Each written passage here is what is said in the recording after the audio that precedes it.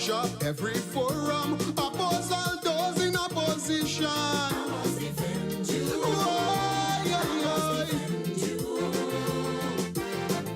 But this is between me and you. The pain of this man from Carriacou does stop me from making a note. Cause you boss if there was corruption, now you want to take away her land. And what is what she gave you her vote? And this man quite old, ravaged with that rights and code. 400. This is not politics. Please don't forget. I'm just practicing to be a poet. Not qualified as yet, but have no fear. I'm gonna get there. I'm not in this world to live up to your expectation. Neither are you in to live up to mine.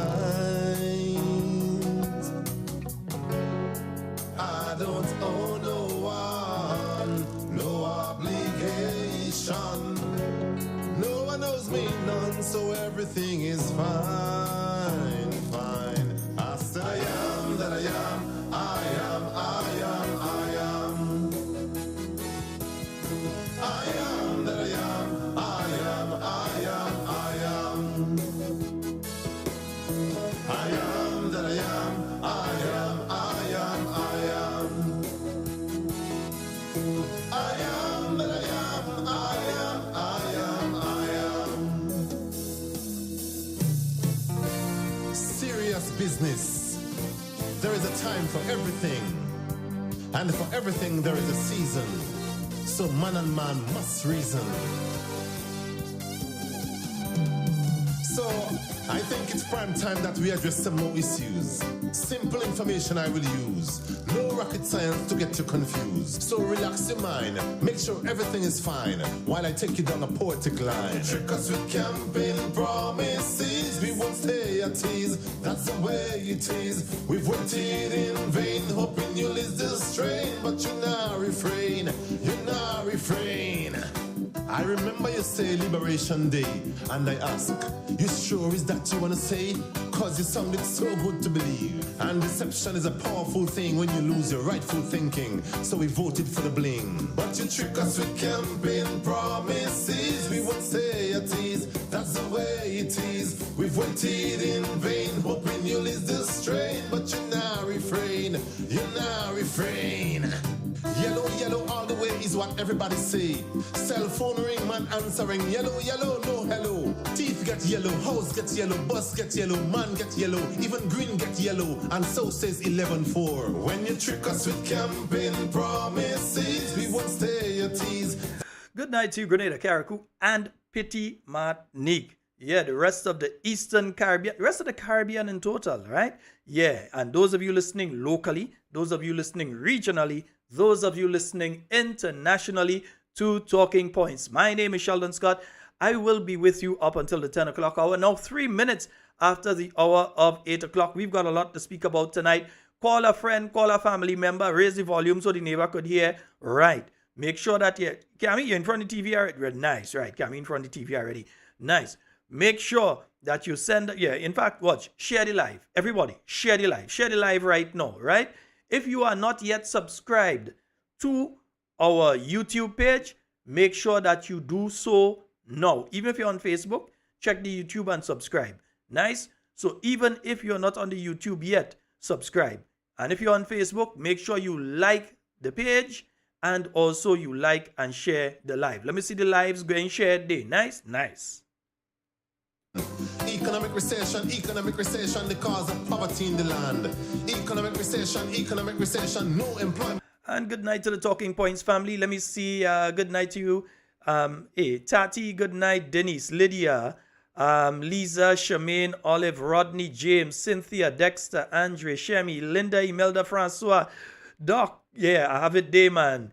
Jillian, James, Lydia, Lisa, Dabrio, good night to you. Jillian, good night. Shawnell, Rachel, Sharon, Joycelyn, Kishon, Matthew in Brooklyn, Winnie, Rachel, Keith, Lydia, Cindy, Claude, Marishan, Bev. Good night to all of you. I'm seeing all of you on the Facebook Live there. I'm sure I missed one or two. Yes, Sharon, ShopRite Duncan, yeah, Figgy, Wendy, Shelby, Veronica. Good night to all of you. Seeing you over there on the Facebook and on the YouTube. I'm seeing you, Carl, Matthew, Lishra, Ann, Oswald, Clive, Gavin, Anne-Marie, Cynthia, Dave, Kathleen, Wilma, Christine, Faithlyn, Eliza, Errol, Michelle, and Barbara, Jacinta, Kathleen, Deborah, Denise, and Faithlyn. All right, so a special good night to all of you. Jillian, Deborah, Sherma, you're in early, girl.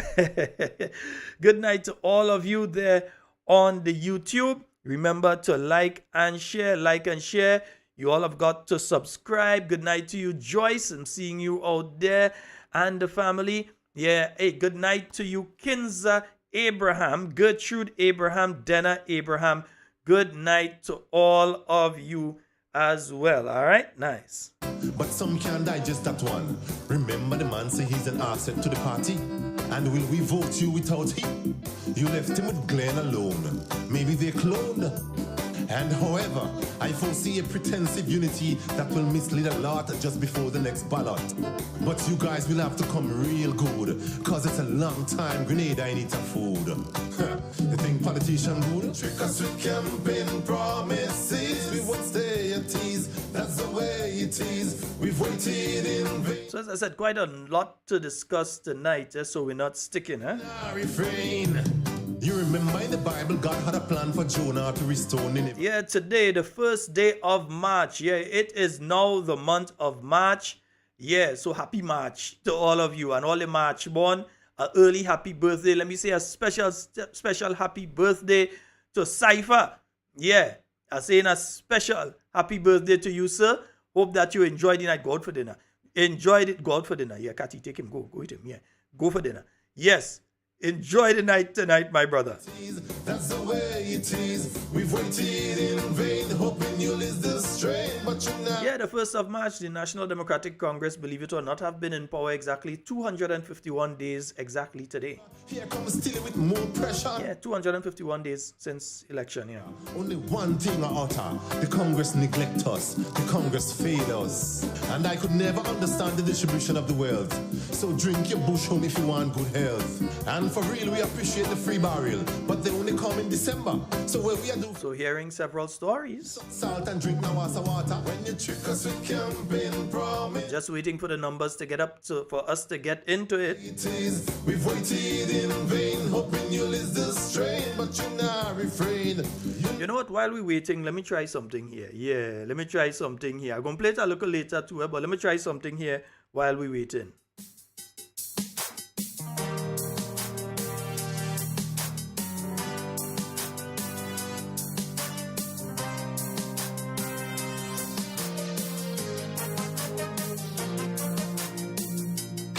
Let's go. I really had fun writing this ISO, so please don't take me serious. Oh, no. And if you take it out of context, it's your damn business when you get vexed. They say I only sing when the Congress in power. That may as well be the case. It doesn't change the price of rice and sugar.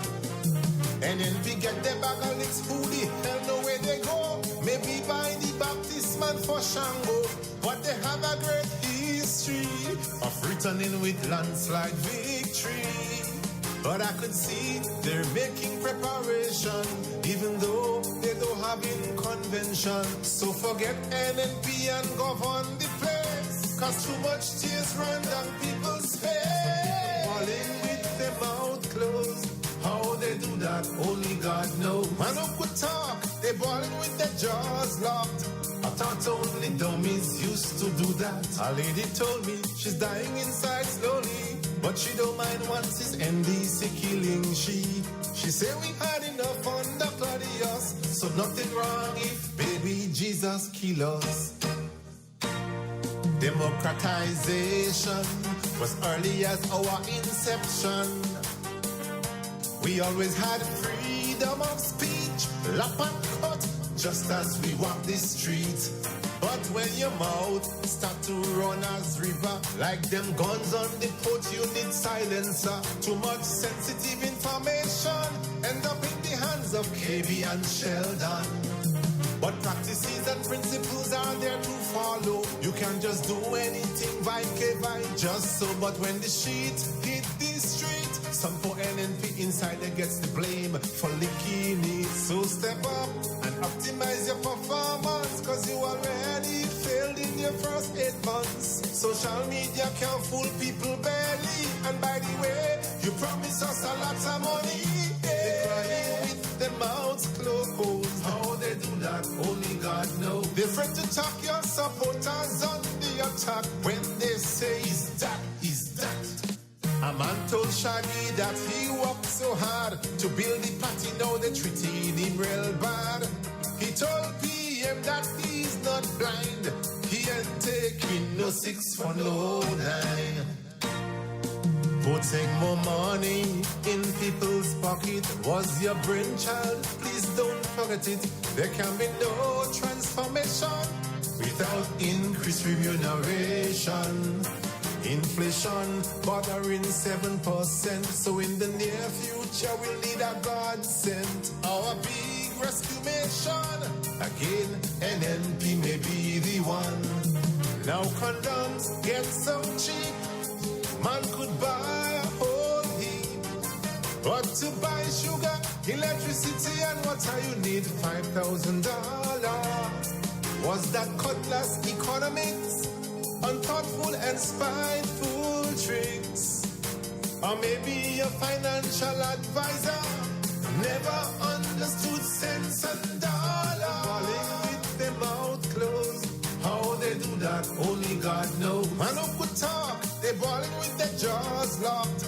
I thought only dummies used to do that. Grenville vendors say nothing and selling. Your supporters say stop the damn complaining. What all you want hustlers to do? Maybe ball with their mouths closed too. Put all phones in the box by the door. We don't want information leak out no more. Accountability and transparency is no more the motto of NDC. It's all about secrecy and confidentiality. We know we ain't perfect, so don't pressure we. What goes around comes back around. Things used to leak since NNP was in town. 2 big men went to Barbados. What happened up there? Nobody knows. All we know, we've lost 73 million. They blame NNP for slow implementation. Now we've lost the Western Road project. Not even the brightest lawyer could have interject. We could have sent Sobies and Congori. They would have bought back the money for we. If you don't vote for the NDC, you don't get in no barrel and no US money. Now some people in the diaspora turn deaf ear to the pressure we under. Now they have to send more barrels and more money. They can't neglect their families. Everything cheap in America. Send more barrels not only in December. So just complain and do like Andy.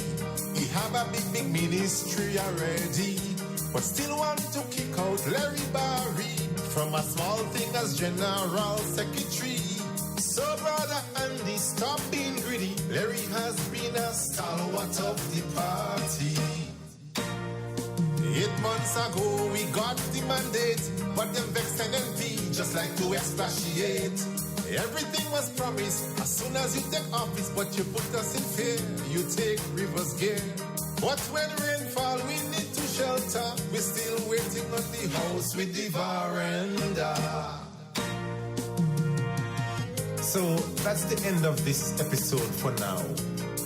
But I never thought I could have do Kaiso. So the real message here is that you must unleash your potential.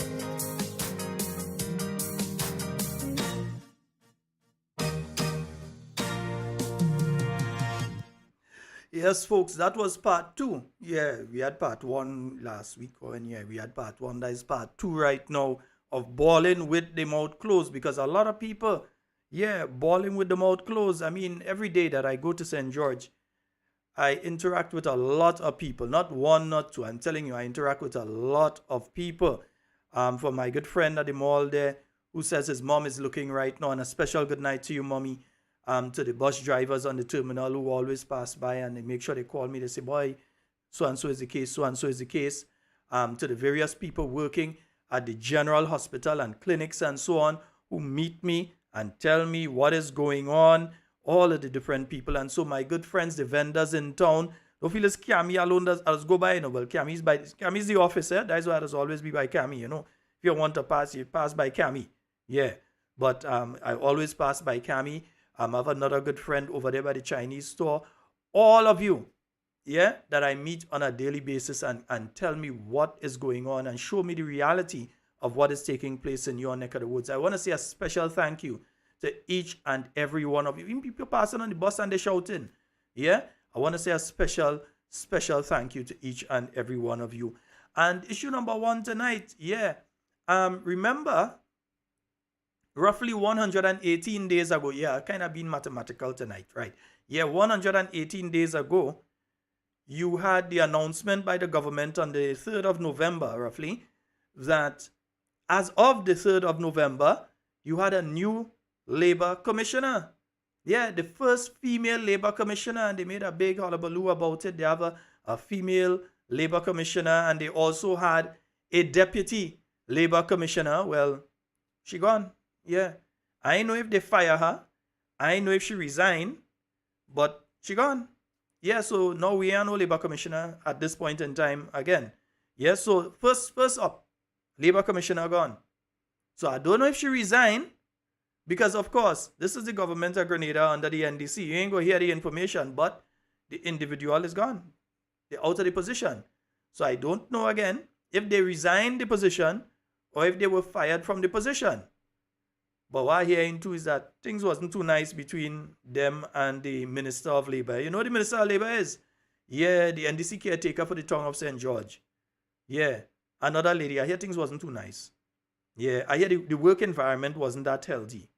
Yeah, I hear the relationship wasn't too nice. Yeah, so right now we have a situation where our Labour Commissioner, he lasts more than a certain man lasts as a PS in the Ministry of Education. But anyway, yeah, our Labour Commissioner is gone. So they're not there. That's Miss Valerie Thomas.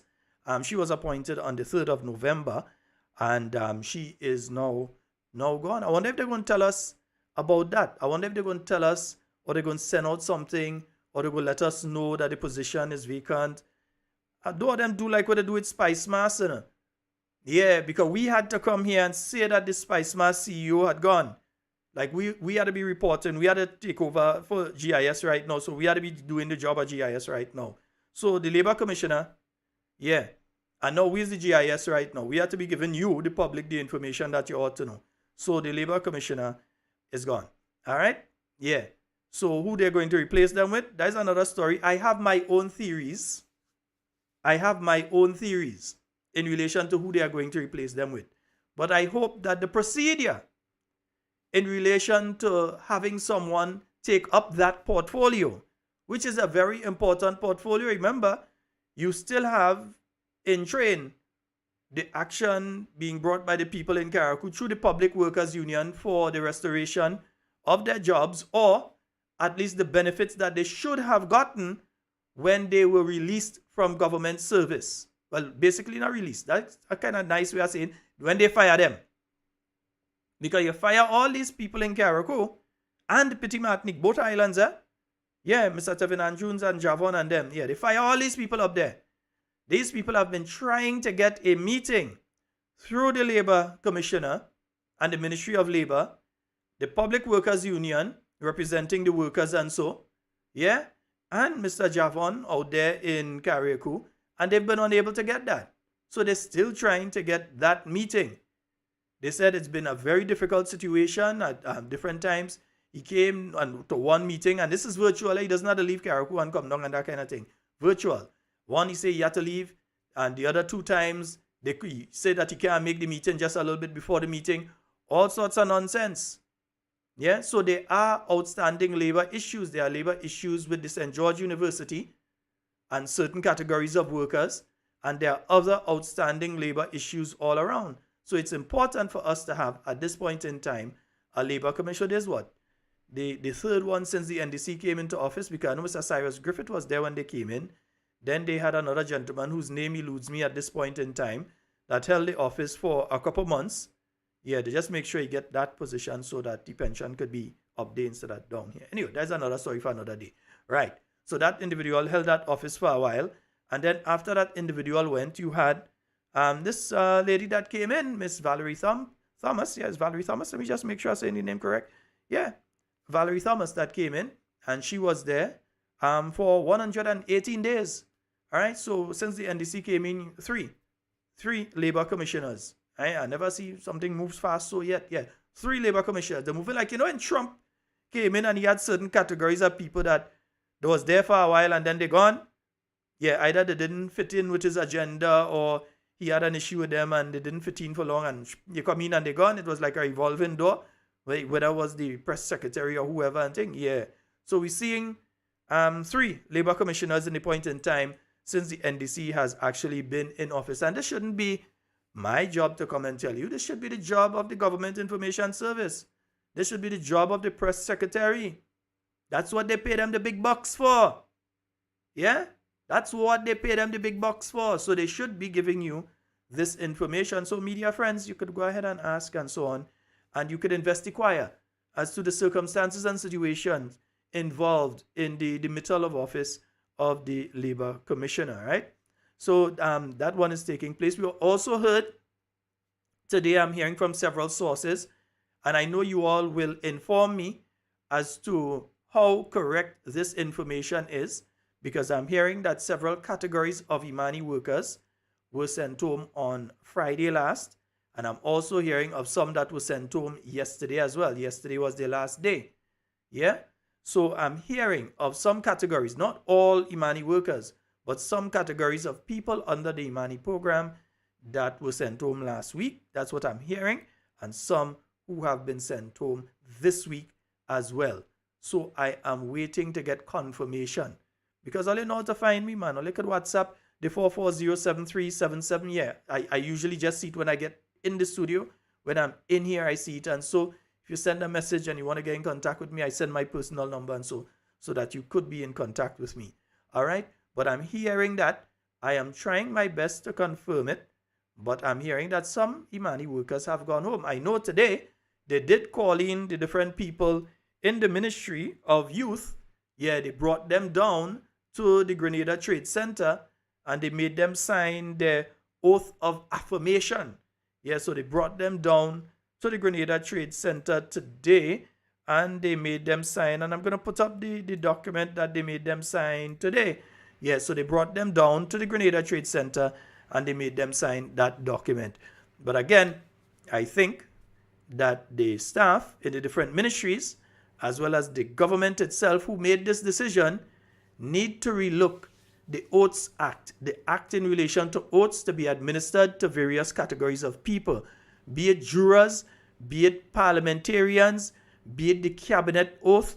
Yeah, because there are specific oaths and the wording is specific. And this wording that you're seeing up there now, that is not the correct wording for an oath of affirmation with a public officer, as far as I know.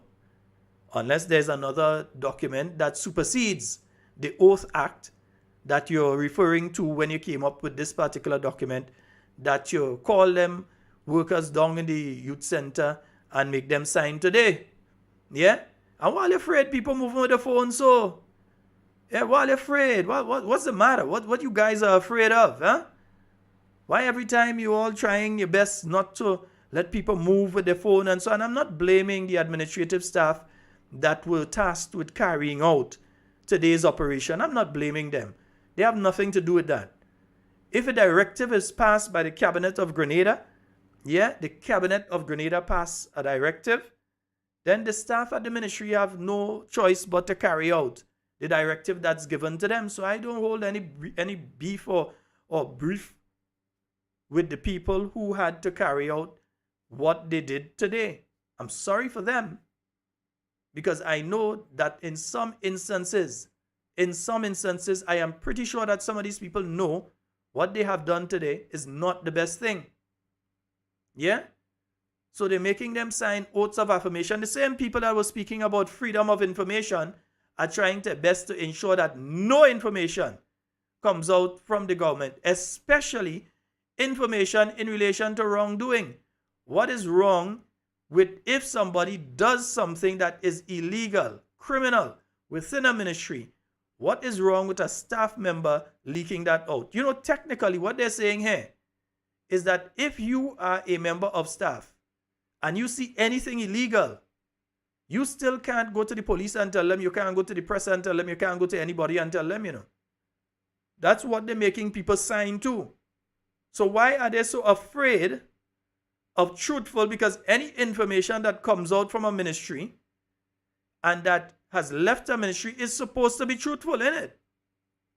If the information is false, then you can use your press secretary and your GIS and you can immediately pounce on that and say, that information is false, it's not true, we're responding to that immediately, it's not true, it's false.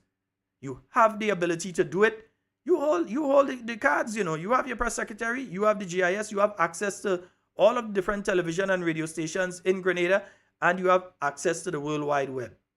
So why are you so afraid of factual and truthful information coming out that you're trying to scare? And let me tell you all something, eh? They want you all sign the document. Yeah. You must check and find out what can they do to you if you don't sign the document. And if they can use you not signing the document as grounds for any action against you. Some of you must get the public service rules and read. Read the public service rules. Read the Constitution of Grenada. Make sure you read the two of them. And you would realize that sometimes people try to hoodwink you to a point where you are going to feel afraid to speak out in relation to things. So they don't want nurses to say that, hey, people coming to do operation and we have to tell them come back because we do not have the medication.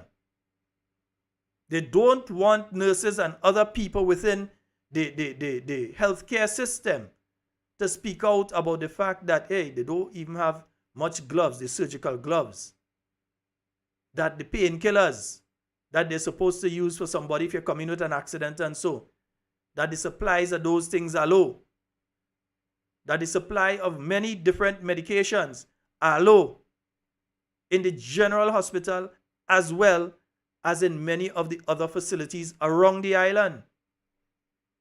And you know, there have been cases in the past where people say, well, I went to the health center and I didn't get. It was available, but the shipment was not sent up there. That is not the case right now. It actually don't have.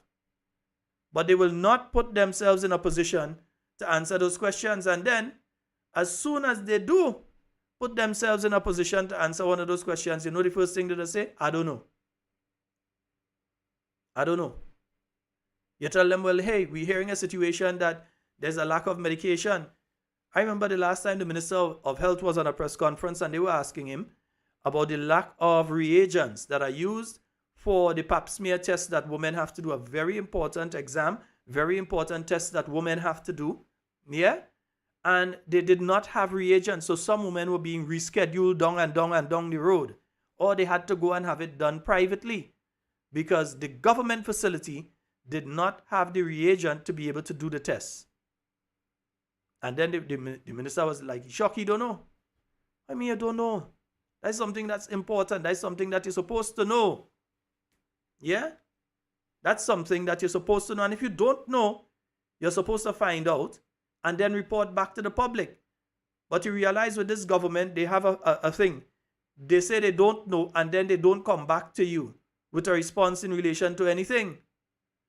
So when one government minister, the MP for the Northeast, Ron Redhead, was tendering stuff from his constituency office, and the Prime Minister was asked the question about that. He responded that he didn't know about that. You can see the look on my face. I'm perplexed. But right after, You saw the document that was posted and conversations that were taking place with other people that were asking if they could get a contract or the brother could get a contract and different things like that. Have you ever heard the government come back to you on that issue? Have they ever come back to you and say, well, oh, we did investigate, it did happen, it was a mistake, we apologize, and we're streamlining? Nothing like that. They just leave it. They didn't come back and say anything. I don't know. And then, oh, we'll get back to you on that. Get back when? Get back when? Because up to now, they're not having the press conferences. They're not having engagements with the media. In fact, it seems as though the way that the media has to get to them is that you have to, and somebody was mentioning it last night, like you have to wait until when they're getting into the car or something. And you have to do like how the paparazzi does operate. You just have to run up on them with a microphone and ask questions. Yeah, the cars and thing.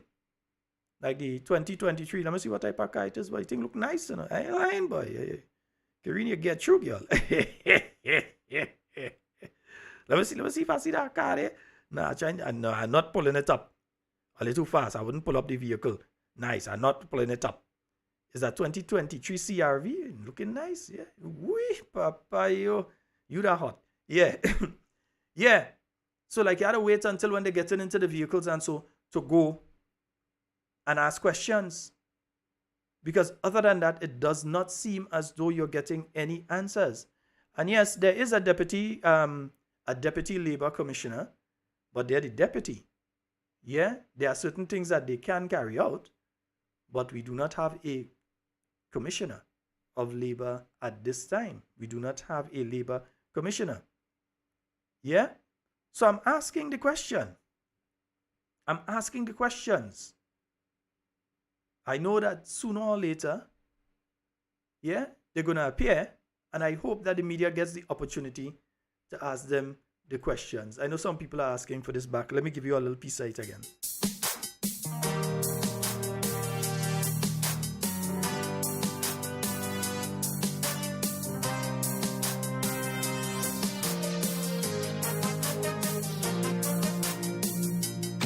Let's go.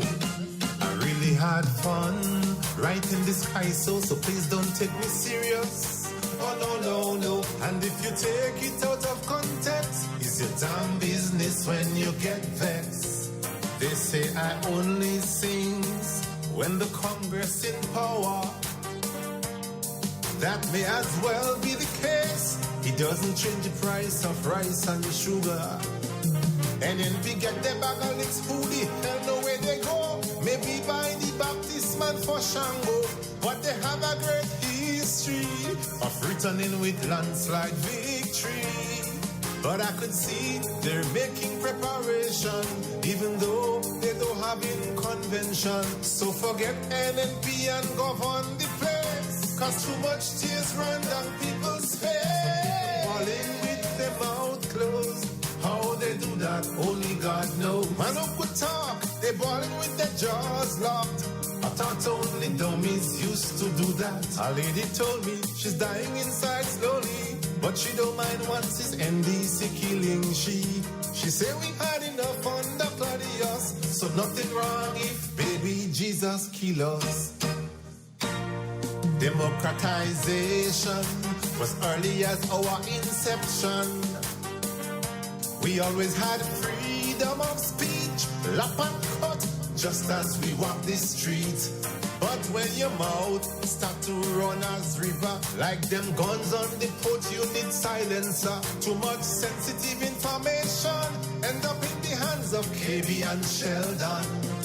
But practices and principles are there to follow. You can't just do anything by just so. But when the shit hit the street, some for NNP inside that gets the blame for licking it. So step up and optimize your performance, cause you already failed in your first 8 months. Social media can fool people barely. And by the way, you promise us a lot of money.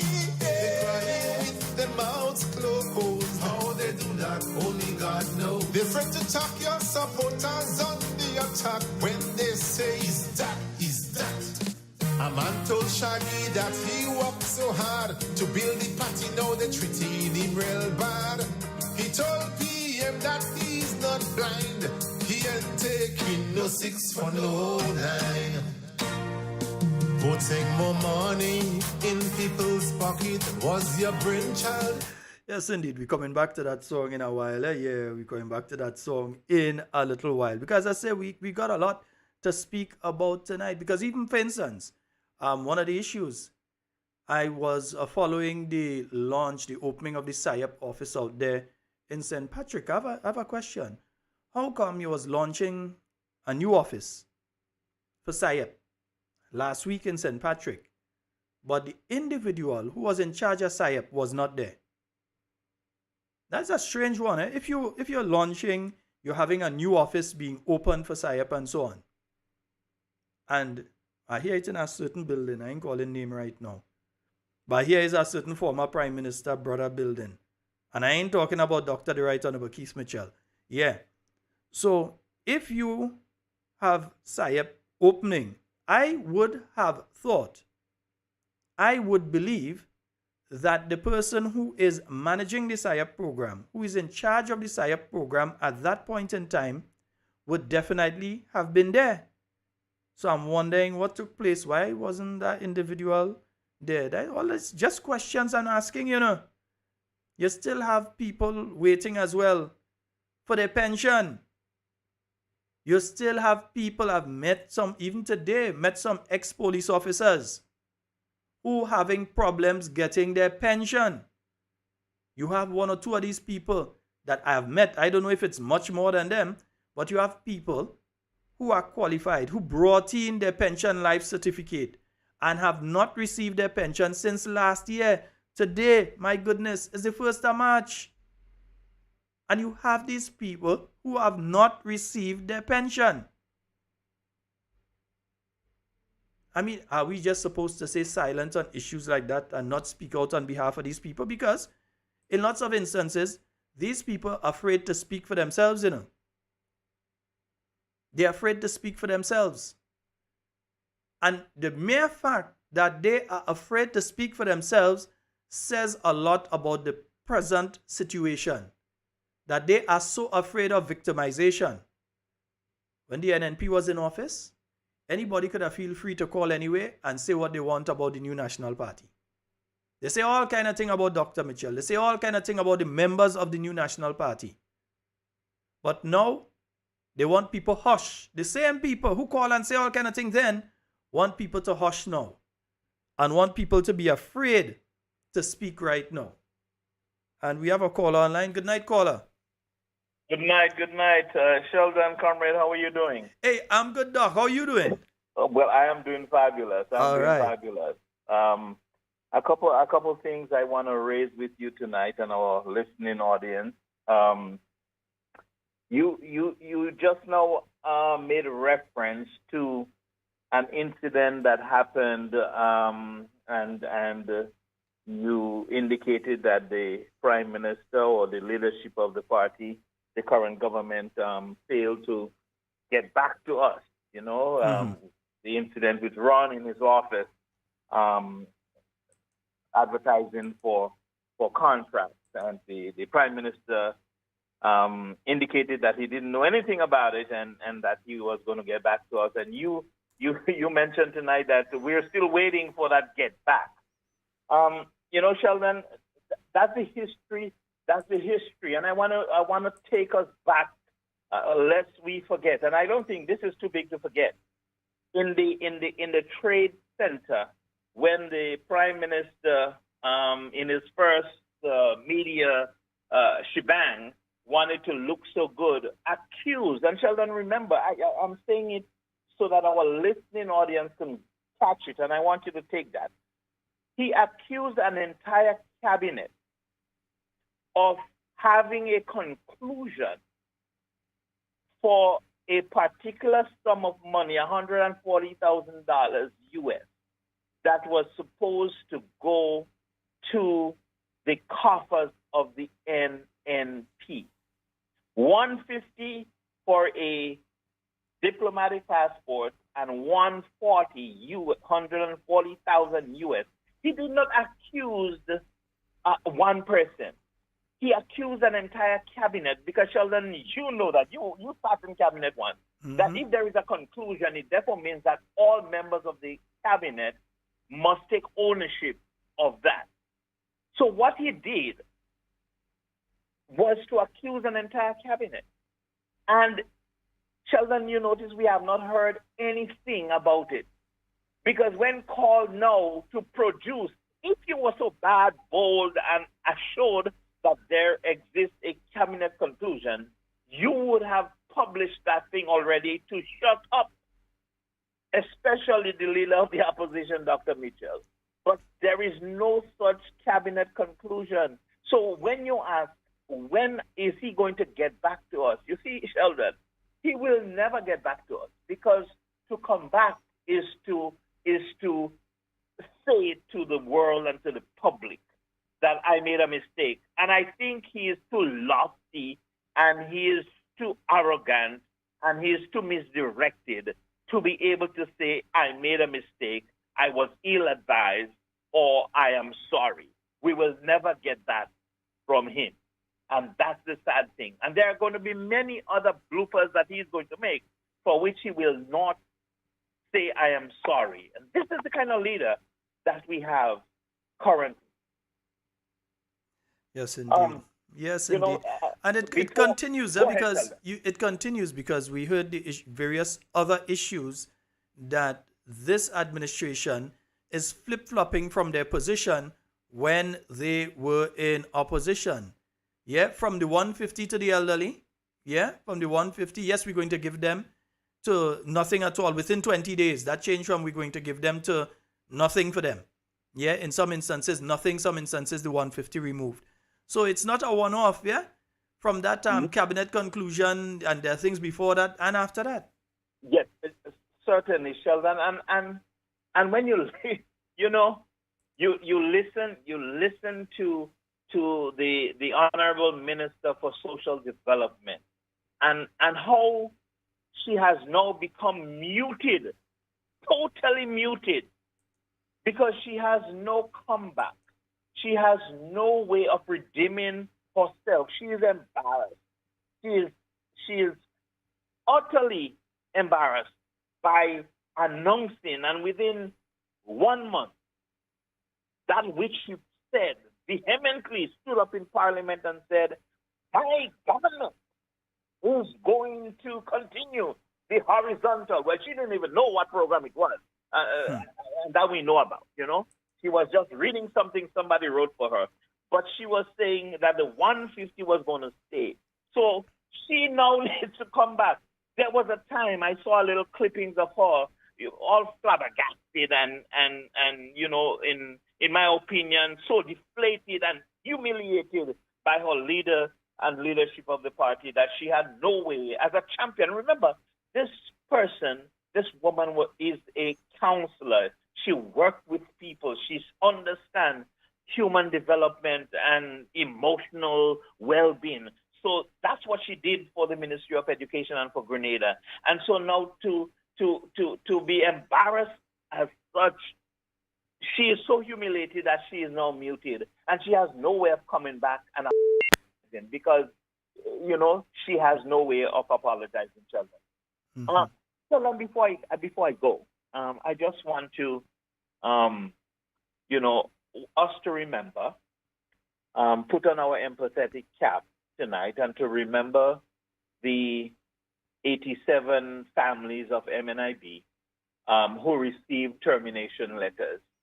87? I thought it was 94. I am reliably informed that they have between 15 and 19 or 20 of them as a skeletal staff running the packing house and the outlets, Young Street, Grandance, T.A. Marisho, and Carriacou.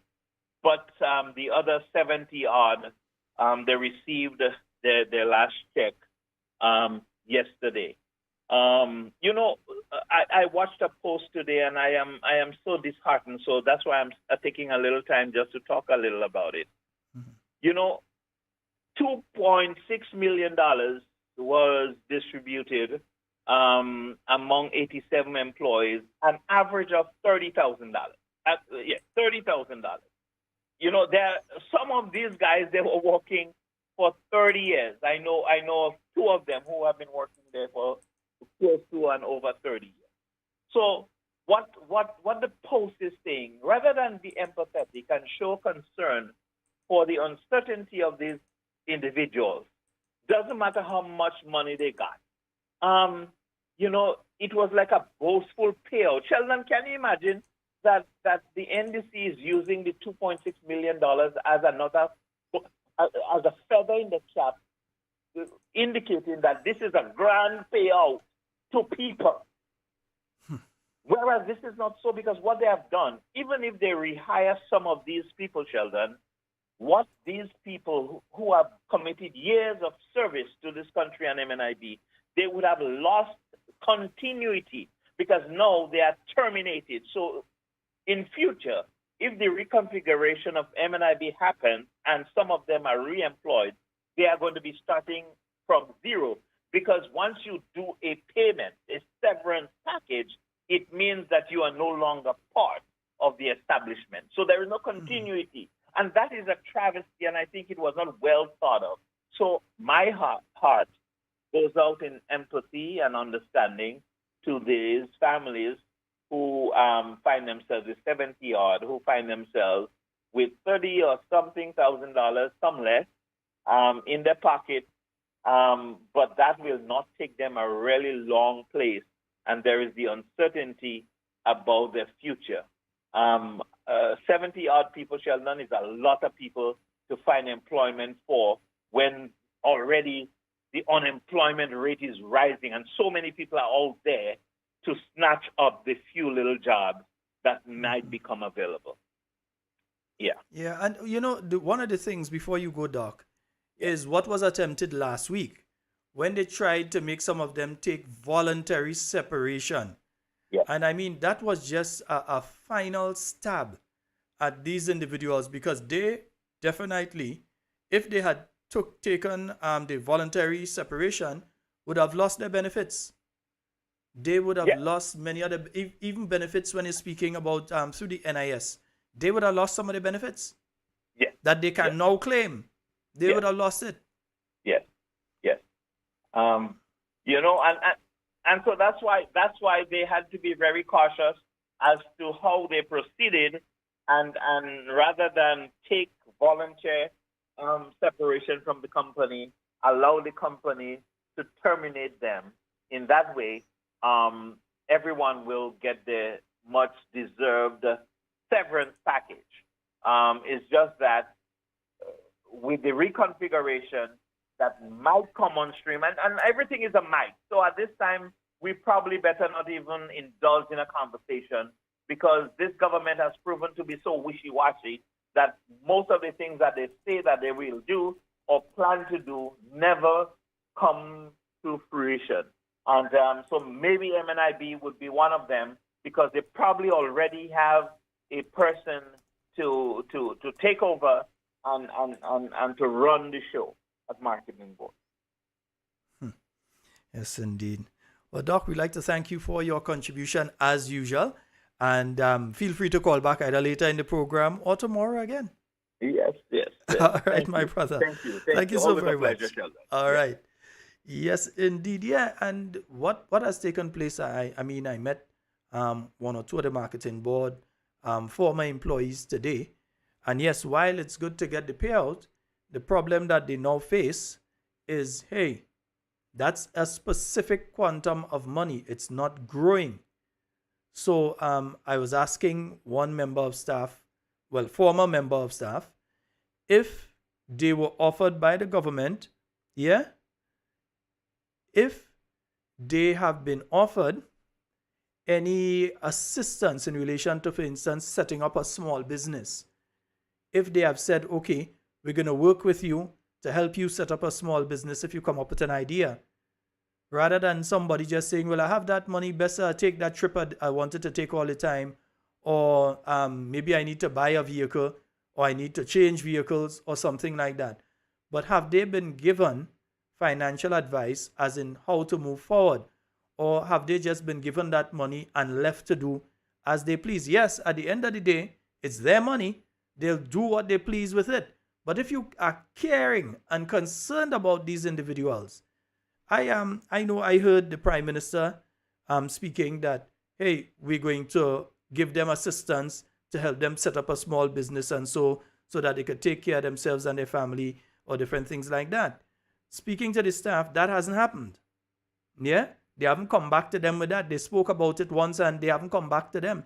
Well, the former staff, because they're not working there again. So we understand that these people know, yes, they got that money. So that's money in the bank. If they don't have loans that they have to service and that sort of thing.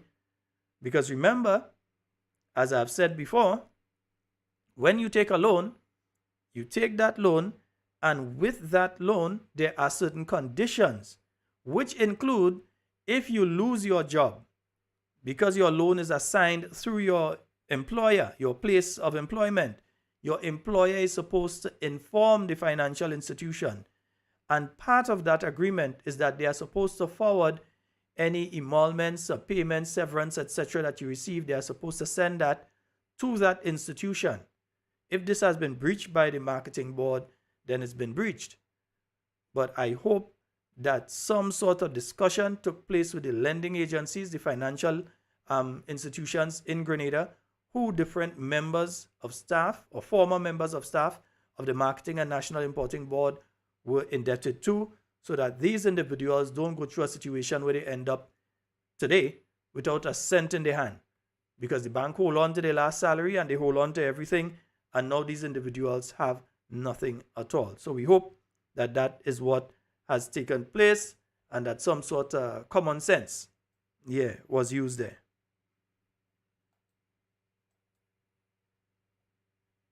For some reason, I'm putting on my music and it's not coming on. I don't know what's happening here. Yeah.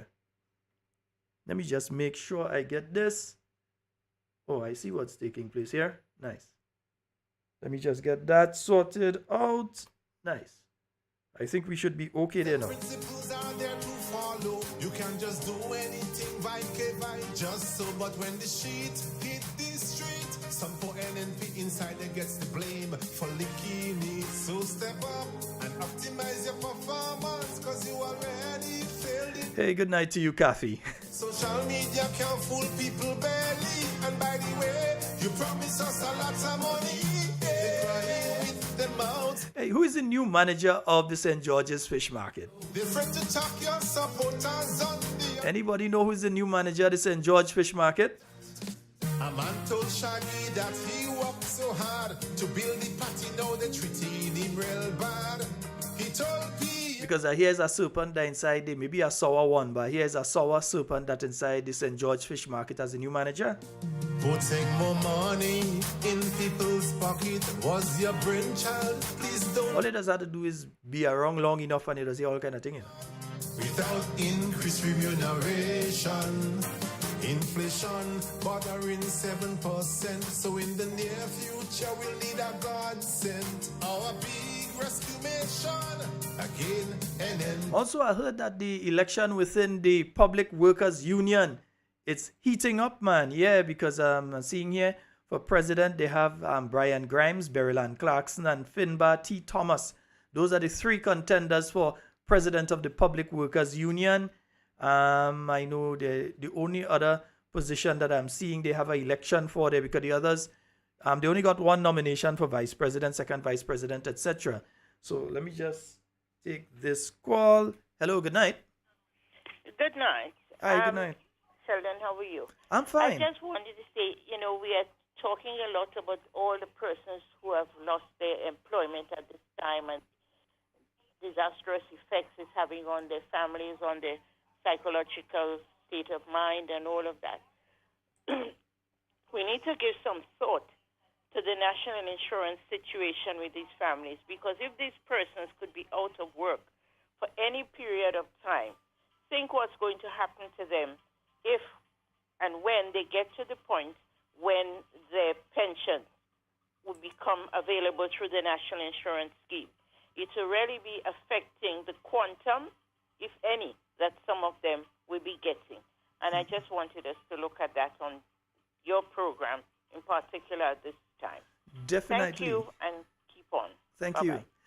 And that's a very important point to know what is taking place, because remember your NIS pension is based on your contributions, the number of contributions that you make under the NIS.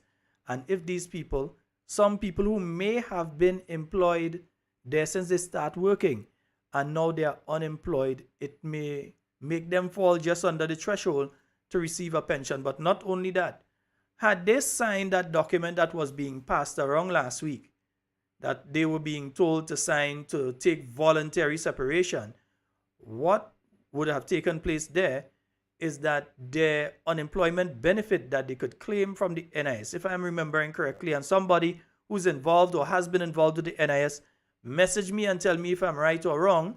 Yeah, the benefit that they ought to have been able to claim from the NIS, if they had taken voluntary separation, I think there are two ways you could lose that. If you've taken voluntary separation or if you've been fired for wrongdoing. Yeah? Under those two circumstances, you will not be able to claim a unemployment benefit from the National Insurance Scheme. So if these people had made the mistake to go and sign and take, I mean, it was just wicked to even approach them with that possibility. It was a wicked act, and they should never have approached the people to try to get them to do that. In my view, that was a wicked act to do. We have a caller online. Good night. Hello, good night, caller. Yeah, good night. How are everything? I'm quite fine. You're live. Go right ahead.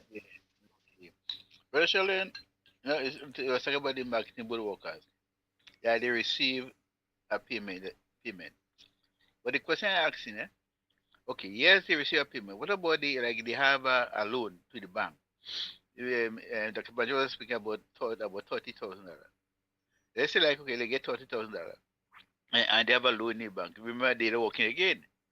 So what will the bank do? The bank, if they owe the bank $25,000, the bank will just take that money, take it for $5,000 and give them back the extra $5,000. So you see, the amount of money, the $30,000 is so big. But the majority of this money we're going back to pay the loan. Right? And gee, come just like, if you have money and you don't work in, whatever amount of money you have there, it's going on every day. Because that you have to survive by that.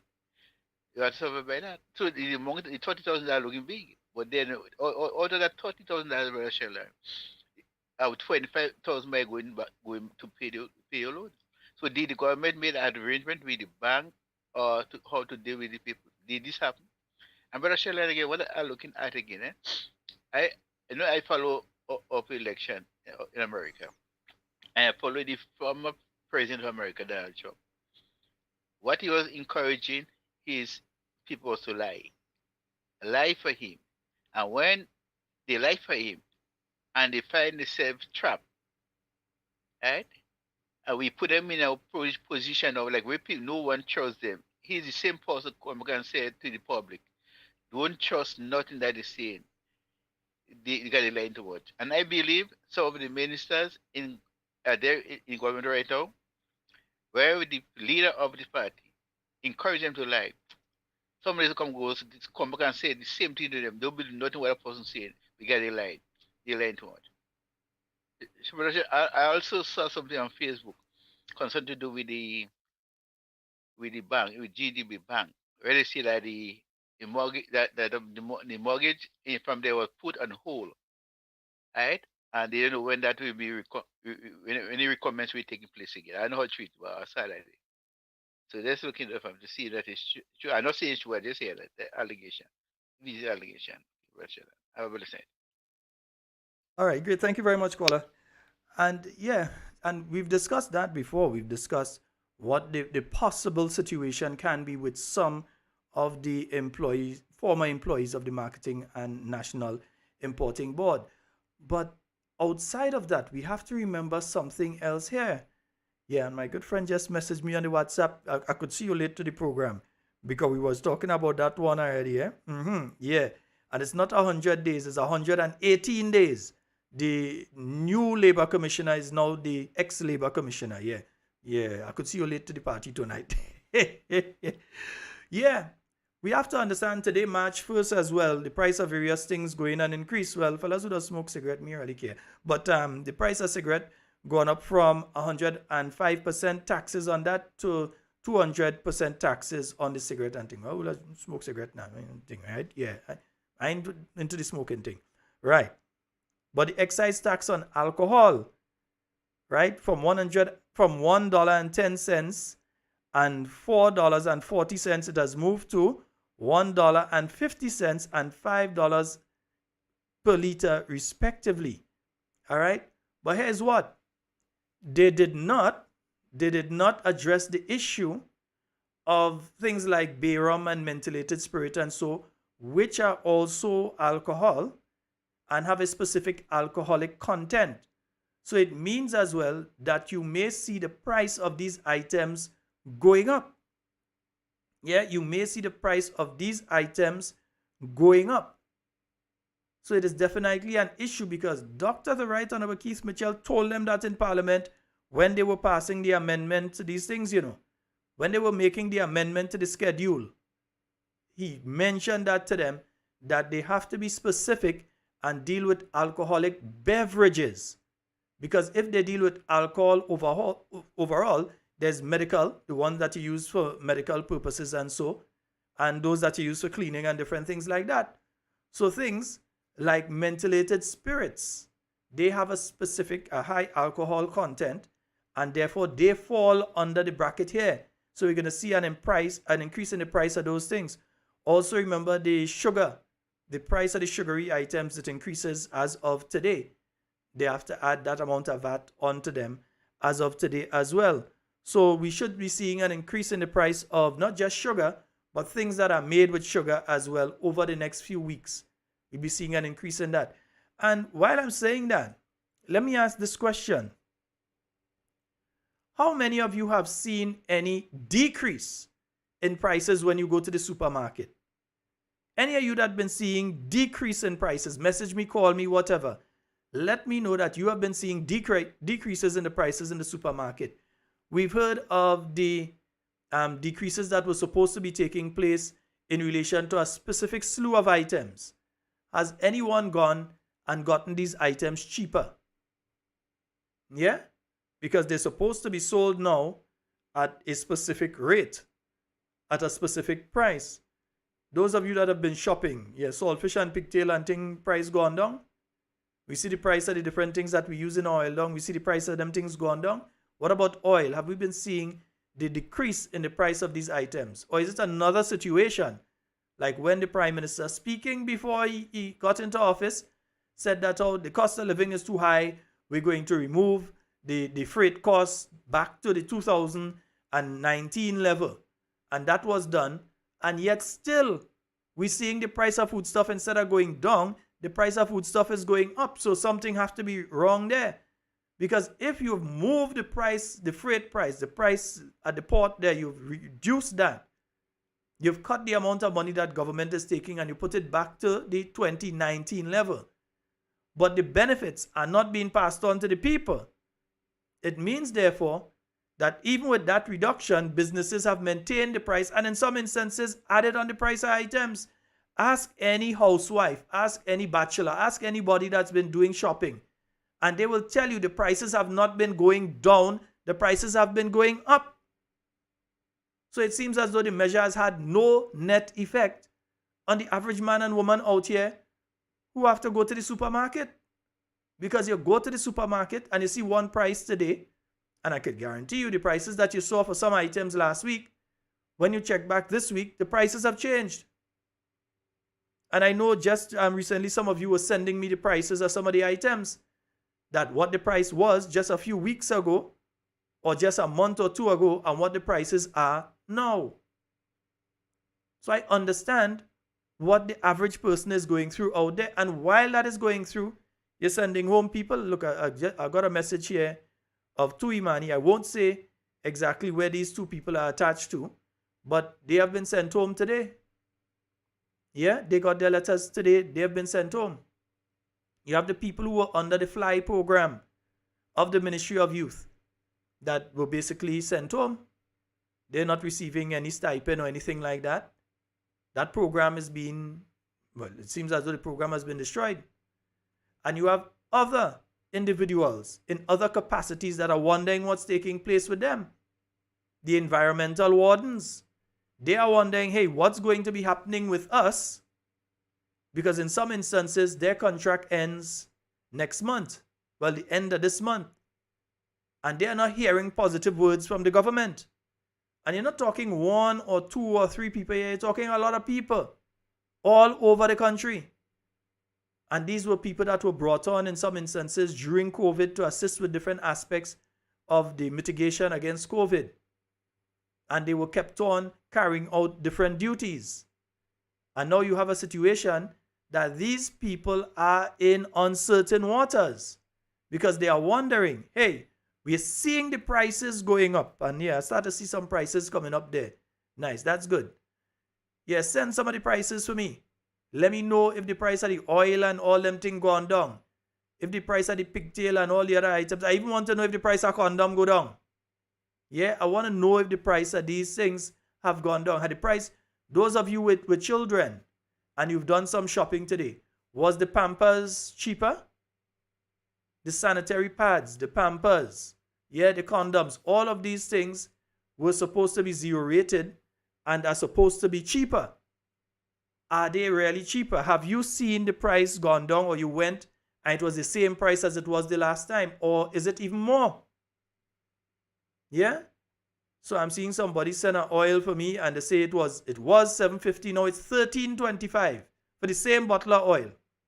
And they're actually showing me a bottle of the oil. It was $7.50, now it's $13.25 for that bottle of oil. So if you zero rate or if you reduce the price of the VAT on certain items, then those items are supposed to be cheaper, not more expensive. So let me know. Hit me up and let me know what is taking place. Let me see. 15 for a pack of boneless saltfish. Right. So I'm seeing Antonito. Yeah. So I'm seeing some folks are sending information to me both on the WhatsApp and in the messages there about some of the things that they've been purchasing, because it is a concern. You can't have a situation where you're saying you're doing these things, that you're zero rating these items and you're taking these measures to alleviate the burden on people, but at the same time that you are putting more and more and more burden on people, because it is that you're adding the environmental levy to the water. You've also reinstated environmental levy and other things on electricity. So you have ensured that the price of these two commodities are going to be more expensive for the average man. And then every time they go into the supermarket, it's like they're getting slaughtered. So if you know you are accustomed going with your look at 700, and you go with your 700 and you see what you come out with, the 3 small bag, and you're walking out, you're wondering what take place inside there. If you drop some money somewhere behind a counter or something. Because the prices of the items are headed in the wrong direction. And I don't know if attention is being paid to these things. But we're seeing somebody saying sanitary napkins and soap are down. That is good. Yeah, but we're seeing several of the items going the wrong direction. The prices are going up on some of these things. And it is an issue that definitely must be addressed and addressed properly. All right? Because we're seeing the measures that have been taken and what further measures are going to be taken, because we're not seeing a situation.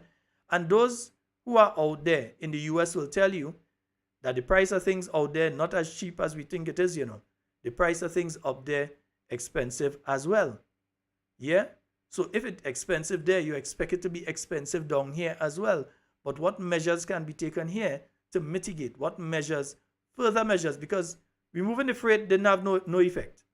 The only effect it possibly had was that the businesses get to hold on to more of their money. So their profit margin was increased. And they did not pass that on to you, the consumer. And I think that is supposed to be up now, I think it's supposed to roll back now to the 2023 level. Yeah? I think that is supposed to roll back now to the 2023 level. So, folks, yeah, let me give you the song because some people have asked for it in between. I've been getting messages, and so let me give you the song. It is now 9 minutes after the of 9 o'clock, and we'll be right back. Just remember, this is version 2.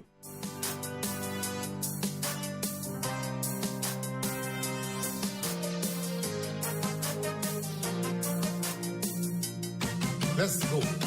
I really had fun writing this so please don't take me serious.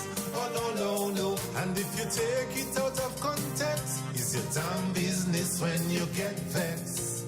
They say I only sing when the Congress in power. That may as well be the case. It doesn't change the price of rice and sugar. And then we get the bag of licks, who the hell know where they go? Maybe by the Baptist man for Shango. But they have a great history of returning with landslide victory.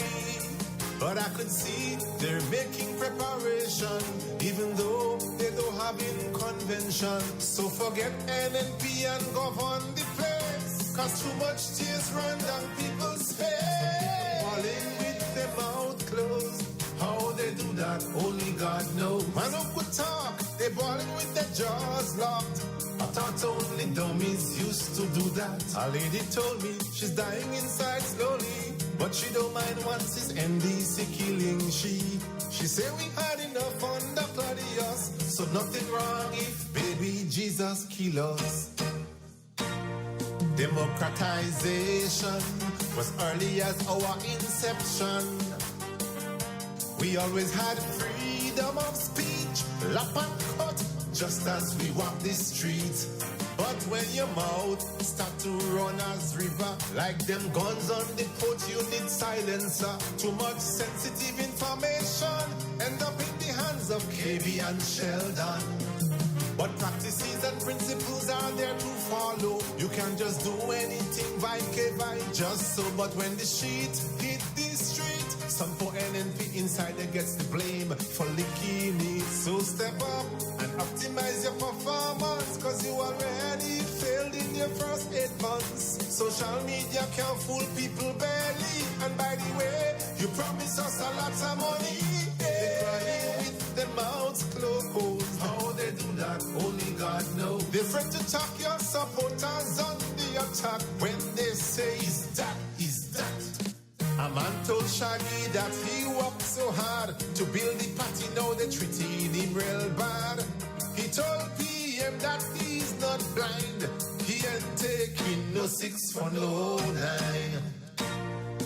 Putting more money in people's pocket was your brainchild, please don't forget it. There can be no transformation without increased remuneration. Inflation bothering 7%, so in the near future we'll need a godsend. Our big rescue mission, again NNP may be the one. Now condoms get so cheap, man could buy a whole heap.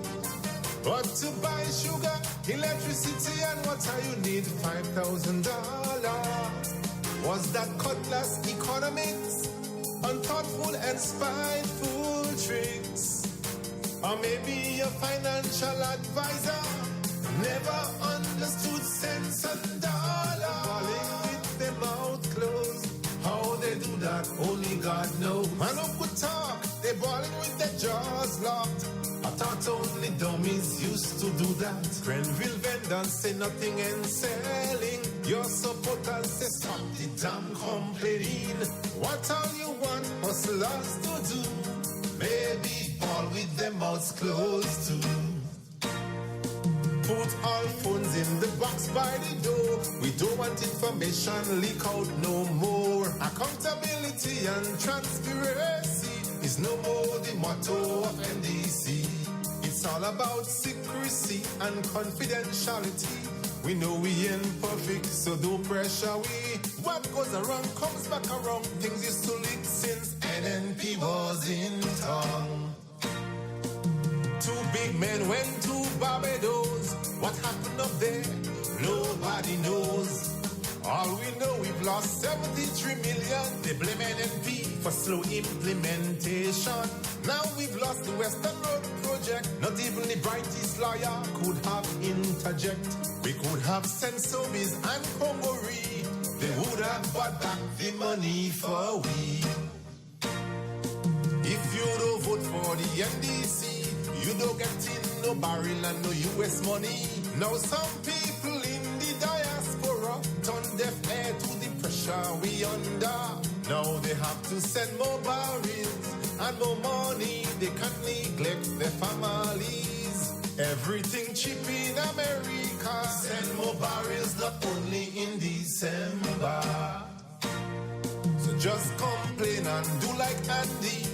He have a big ministry already, but still want to kick out Larry Barry from a small thing as General Secretary. So brother Andy, stop being greedy. Larry has been a stalwart of the party. 8 months ago we got the mandate, but them vexed NNP just like to expatiate. Everything was promised as soon as you take office, but you put us in fear. You take reverse gear. But when rain fall, we need to shelter. We're still waiting on the house with the veranda. So that's the end of this episode for now. But I never thought I could have done. Yes, indeed, folks. We have a caller online. Good night. Hello. Good night, Sheldon. Hi, good night. You're live. Go right ahead. Yeah, Sheldon, it's amazing to work under this government, really. I find we have some, well, I have to see cronies at the NDC. What the government doing, Hello? be angry at among you. You understand? Caller, for some reason, your call was breaking up a bit, so I don't know if you need to move closer to your wireless or whatever it is. Hello? You hear me now? Yeah, go ahead. Yeah. Yeah. So I was saying there is people here in this country that because them is NDC that nobody can pinpoint nothing wrong what the government what the government doing. Every time I talk about what the government doing is a problem. I want to know why. If you in government, the thing about government, you have opposition and you got people what will pinpoint things what the government doing. Just as when NNP was in power, they used to say all type of things. Now I'm getting to realize that every time I talk about things what the government don't doing, people having an angry problem, real angry. You understand? Mm-hmm. And that is what I don't like. This morning I was listening to a program and somebody called and say that they don't get paid yet. One of the nurses called and say they don't get paid yet. And I mentioned that to people and they was like, oh, that lie, and that lie, you know? And you know, I don't understand. that's so disgusting what they're doing every time people speak out. That's so disgusting. I don't think that the nurse and the nurse called and said she said she working in hospital. She said she called and she said that she working in hospital, but they still trying to trying to say that a lie is a lie. Mm-hmm. You know, and that song is so, you know, like, you know, nobody can say nothing like, I don't like Grenadiers. Everybody should just listen to one set of people. One set of people should be the voice. Like, you don't have no other people. They have to realize that it's not everybody who would vote for NDC. And everybody have a choice to vote for any party they want to. But all we want is for the country to run smoothly. That is the reason why the majority of the Grenadian people vote and vote NDC in power. Understand? So I don't understand why they're operating like that. I was talking to somebody today, and they was pointing to me that after all the program that NNP had in place, which the NDC doing right now, in the next year or two, they'll have they will have no other program like the road walk and concrete and all that kind of thing. They will have that. So the thing about it is they're going to just use all the program what the NNP had in the pipeline. And they don't come up with, if you notice, they don't have nothing to offer right now. They don't have a program on their own. Which program we hear on? Well, they said they're building a new hospital, but I don't even think this thing will materialize. And not know under the NDC, they said that even the previous NDC said that they're building a hospital. Could you remember they said they're building a hospital somewhere for Judy or somewhere on that side? Every Every NDC administration comes in speaking about building a new hospital and then leave healthcare worse than they met it. Every single NDC government has done that. They come in, they speak about we're going to build a new hospital, and they all flash and words, and they leave healthcare worse than they met it. That's the historical precedent of the NDC. I believe that people have a right to support the party, but some of them, they support the party blindly, and they ball with their mud clothes. They ball with their mud clothes. Wrong is wrong and right is wrong. Right is right. And I believe that this NDC government wouldn't really last long. I foresee that very soon they wouldn't last long. Because you don't give me the spirit. You don't give me the spirit that they have any plan. They get the business committee to help them to campaign and all they're doing is to pay back the business community. The poor people don't get nothing. Because we've heard the Prime Minister speak before and after, and this removal of the freight back to the 2019 has done nothing. Nothing for the average person. Nothing. You go in the supermarket now, like every time a shipment of goods come on the port, the price raise. There is no price control on nothing. People getting frightened to even go in the supermarket. You feel hungry and you want to go in a bakery and get a snack, you're afraid. You're afraid you don't get money to pay bus to go home. Because you're hungry, but you're still afraid. And people, that's how it is, and that's how it comes, and you can't eat the money. And I said, that's stupid as they getting that. Things have to be the right way. Understand? I don't say no that you didn't have prices in thing based on the salary. And they didn't even concentrate on raising people's salary. They raise theirs. As they come in, they didn't make a month to get. They raise their salary. But what's about the poor people? The people who are working in the government entities, they don't do nothing for them. They don't do nothing. Nobody, like them union and them, they don't even come in and negotiate. Nothing is taking place. You don't hear nothing going on. It's like when somebody drinking rum and they go and sleep drunk and they wake up drunk. That's how that country running. You go and sleep drunk and they wake up drunk. So. All right, my brother. Yeah.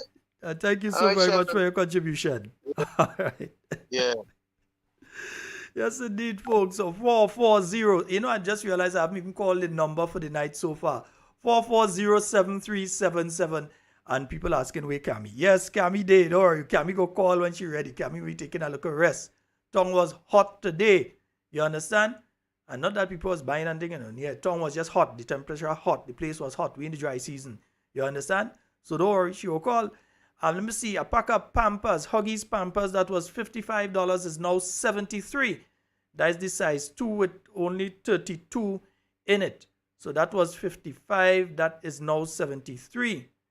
Yeah? Colgate toothpaste, $20. We papa. I start to use hibiscus and salt and colds and thing and brush my teeth again. One person is telling me here that the thinners, the lacquer thinners that they use for doing their joinery and so on, the price has moved from $40 per gallon. And after the drop in freight, it's actually gone to $70. It didn't go down, it went up to $70.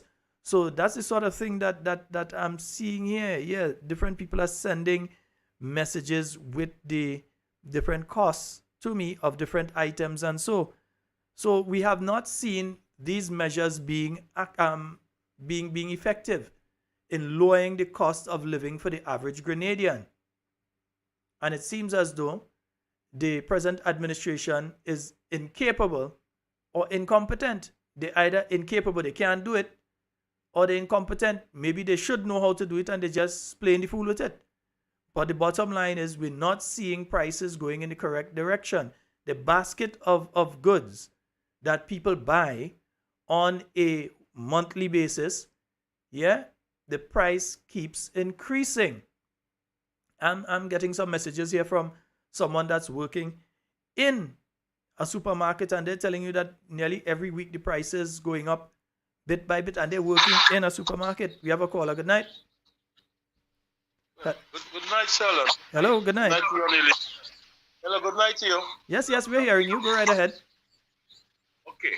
Now, the more people who are being displaced, it is the more difficult for them to go into self-employment because you would not be having customer based on the kind of entity you're entering into. If it's on the domestic level, it could be extremely difficult because the market could be oversaturated based on what kind of items you want to produce or the kind of business you want to get into. Because the less employment you have is the less customer you will have.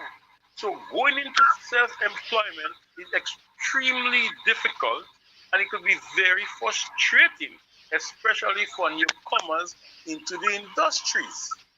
Right? Have we done market surveys? What are the things that are needed? Are the persons who are not employed now, can they satisfy the market with what is required? We must do some type of feasibility study to understand what is required. Because saying you're giving people several pay and they want to work more little business, they alone could be in the business. And I could tell you, in the community I live, if you go in 3 shops or 4 shops for the day with $100, no change, because sales is very slow. Mm-hmm. You understand? Sometimes, not too long ago, the same shopkeeper that was coming with a $300 float do not have that money any longer to come. So we must take this thing very seriously. When we are displacing people, where are the new avenues of employment? And if you do not have a little place, they might have to put up a little building. Material is extremely expensive at this point in time. So by the time they put up a little building, the money is finished. And based on what the commitments are, we do not know what type of arrangement them and the learning institution has. So it's a chicken and egg situation we are facing with. And therefore, I think that government have to rethink the situation in how they are dismissing persons from different avenues. Where are we providing new employment? Where are there employment opportunities for people that have been displaced? So what I would like to know from June 23rd last year to know what was the unemployment rate when NNP was in office, what is the unemployment situation now in our country? Have a good evening, sir. All right. Thank you very much, caller. Yes, indeed. 44073. And that's a very good question. What is the unemployment rate now? Because one of the things that we are seeing is that we're seeing a situation where many people who were employed all this time last year, they were employed, they are now unemployed. We have a call online. Good night. Hello? Good night. Yes, sir. Yeah, good night, Sharon. Yeah. Something I don't understand. Mm-hmm. That this administration, everything workers have to sign confidential letter. What is the reason for that? You know, that making me remember the revolution. Like if you do something wrong, they call you a counter. I know the honorable Prime Minister want to take up Bishop style. Oh, please. He even banned Puff revolutionaries. You understand? So I don't know if he making himself feel that he has so much power that everybody who are walking around him have to sign some kind of confidential. This Grenada not a revolution country anymore. Grenada is a peaceful country, democratic country. So this kind of, you have to sign that because they don't want you to say that, and they have to sign this because they don't want you to say that. We're in a technology world. You could sign whatsoever. You could make people sign whatsoever they want to sign. They want them to sign. But people still, we have phone.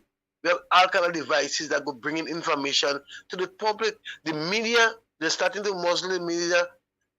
And I don't hear the media people saying nothing. No. It was and that Kit Mitchell that here. Kit Mitchell is an anti this and an anti that and an anti that. But now they're getting it in the tail. You see, they're getting what they had us to get in Kit Mitchell. But Kit Mitchell is so much a peaceful kind of person that he lead the country to run as a democratic country.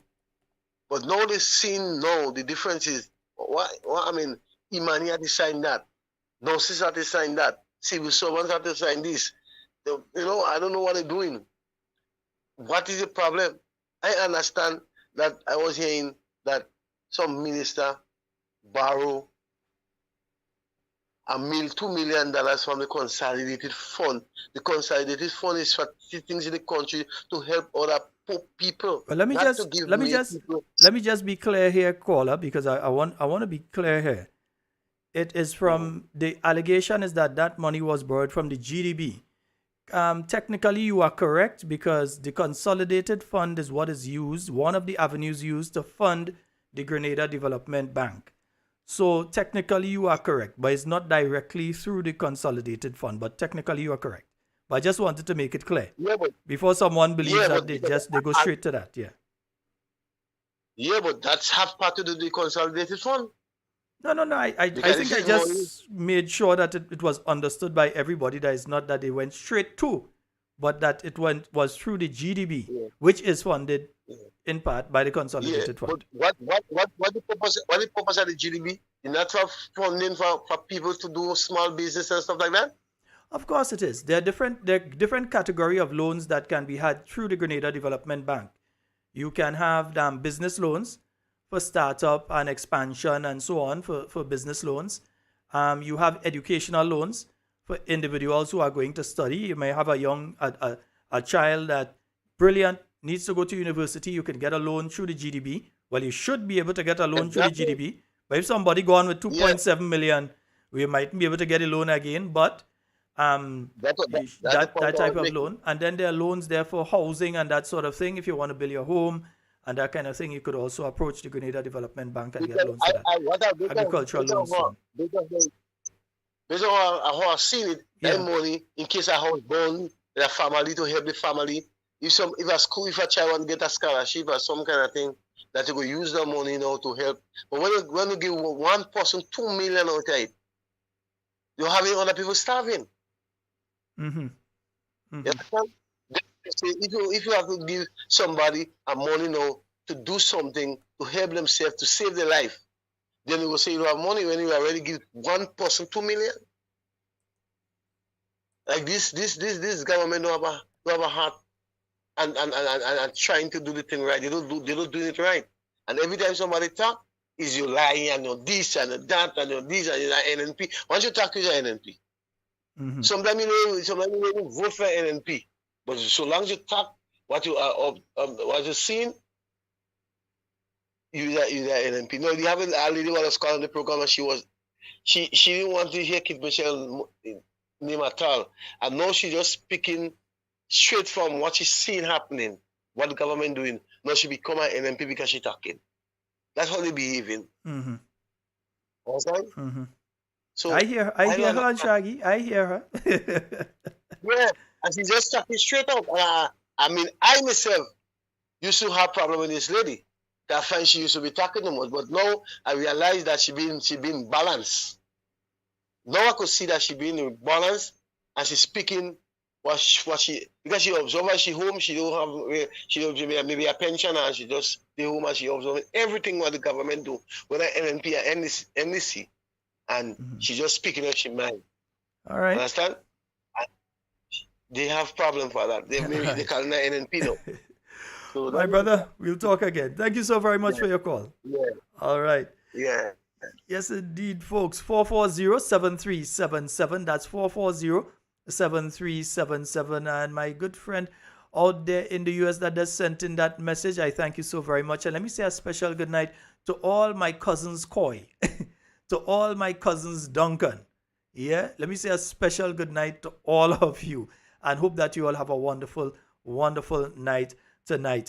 Yes, 440-7377. Let me see the foil gone up to, let me see the 25 foot foil that gone up to $8.40. Yeah, we're getting the prices here, and as Matthew was saying there, probably we need to get people to call in or send in the pics and so with the prices of the items on a week by week basis, so we could keep a track of if the price is going up or the price is going down. Because definitely I look today, there's a lady and she was saying, well, look at that bag, look at what I have in there, and that already is over $100, and showing you a little piece of bag.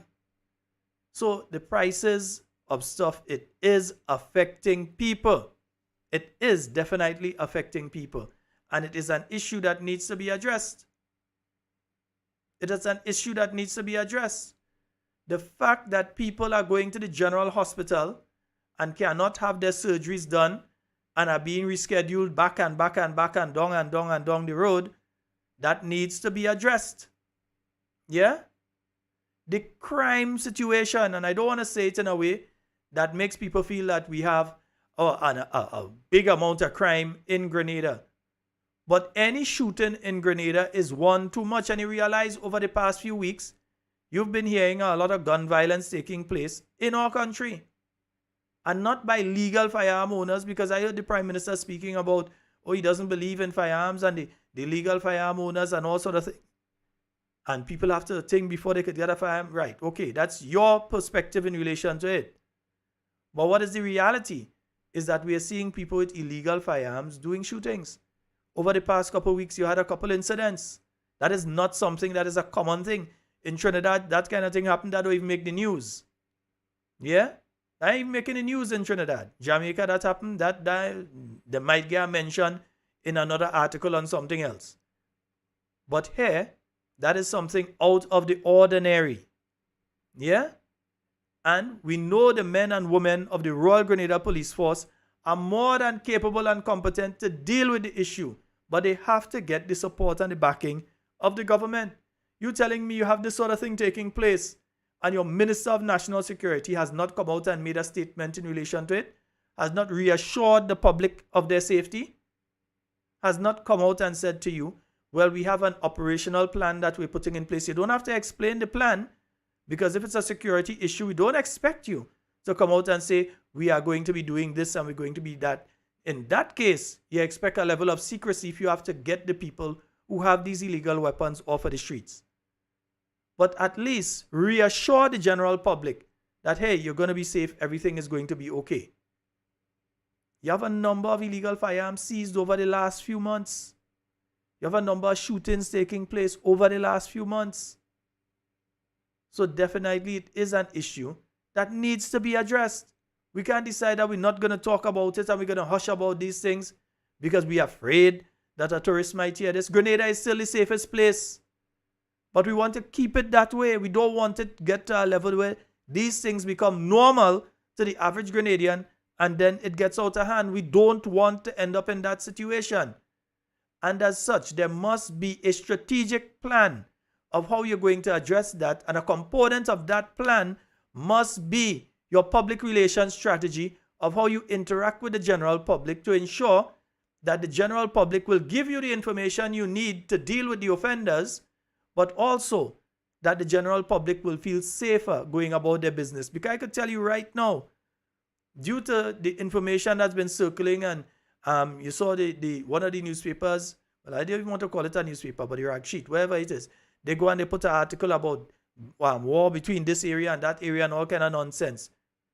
They go and they put that in the papers. And now people are afraid to pass in those areas because they're wondering now if a shot go fire.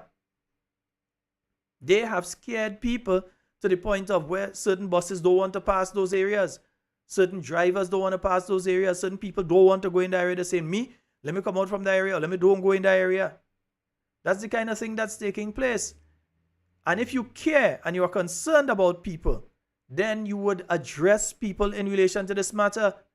But again, we're coming to the end of another week and we're into another month. No press conference. The government refuses to speak to us. You have the situation. And this one, they go on to come and blame NNP again, because they tried to blame the New National Party for what took place with the Western Main Road project. They lost it, not the NNP lost it. They lost it. If you send incompetent people who know nothing about civil engineering to go and talk to the British government, who send people that know about civil engineering and so, who send them to come and discuss this issue on a financial level, and you send two people that don't know what they're talking about to go in Barbados and make fools of themselves, then you expect we're going to lose the project. We're going to lose it. And that's what happened. And now you have the situation with the Kuwaiti Road project. And if some work on that is not done soon, let me say, if some work on that is not done soon because they're dragging their foot on that, that's the Kuwaiti project. That's funded by the Kuwaitis and so. We will lose the funding for that too. Because you hear the government talking about, they believe in using only the local contractors and the local contractors and the local contractor. That is one thing. Yeah? That is one thing. But you have to start the ball rolling on these projects because we are getting close to losing the funding on that Kuwaiti project. We have a call online. Good night. Sheldon. Hi, good night. Good night. How are you doing, my brother? I am good. I'm good. Let's get back to something. You remember when Maurice was in power? Mm-hmm. There was a meeting in Barbados. There was a meeting, and the Barbados Prime Minister Tom Adams get open his mouth and made some innuendos about Grenada. Mm-hmm. And then it was Bishop time. Bishop said it's better that you sit and keep your mouth shut and people consider you a fool than you open your mouth and remove all dirt. You remember that, right? I've heard of it. That's the situation that we was in with those guys going for that money in Barbados. My goodness. And it seems as though we on the cusp now. There's a possibility we can lose the funding for the Kuwaiti project. And that's another couple $1 million again that we can be losing there for the road project that is funded by the Kuwaitis. Correct. Because what is going to happen is, and what is happening is, you put a group, a square peg in wrong hole. Mm-hmm. All right? I mean, I could go into certain things, but I can't go into it because if we go into it, I don't want to get a programming problem because we love the program. Don't worry. We love the program. We will go in that one in chambers. In chambers. In chambers. Not George Chambers, but in chambers. In chambers. Take care, my brother. Thank you very much. Yes, indeed. And you see, that's the thing, eh? You don't send incompetent people to deal with issues like this. You send people who know what they're about, who know what they're going and deal with. So you can't sell a man who know about back and neck to go and talk about bridge and road. You don't know about bridge and road. You have to send competent people. If you need help and you needed somebody from the NNP to come, ask for the help now. Yeah, contact the NNP and say, hey, we really don't want to lose this money and so. Lend us Brother Bowen. Lend us Oliver Joseph. You understand?